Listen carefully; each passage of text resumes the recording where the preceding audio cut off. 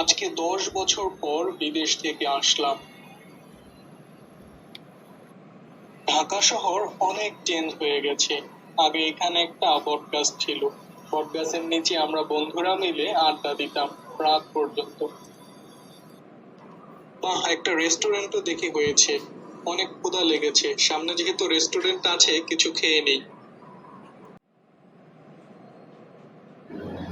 আরে কে এটা? সুমন, কতদিন পর দেখলাম তোকে বন্ধু। বিদেশে গিয়ে তো আমাদের কথা ভুলেই গিয়েছিস।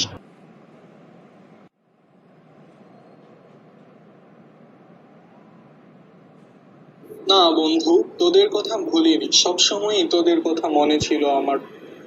আগে চল রেস্টুরেন্টে যাই, কিছু খেতে খেতে তারপর কথা বলি, অনেক ক্ষুধা লেগেছে আমার। অসাধারণ টেস্ট। আজ 10 বছর ধরে এই মাছ আর ভাতের যে কি টেস্ট তা আমি প্রতিদিন মিস করেছি। এবার তো চলে এসেছিস, এখন রেগুলার খেতে পারবি। আর কি বিদেশে যাবি না দেশেই থাকার চিন্তা করছিস? না বন্ধু, আর বিদেশে যাব না, এবার দেশেই থেকে যাব। নিজের পছন্দের একটা ব্যবসা শুরু করব এখানে। Thanks for watching video. Please subscribe my channel.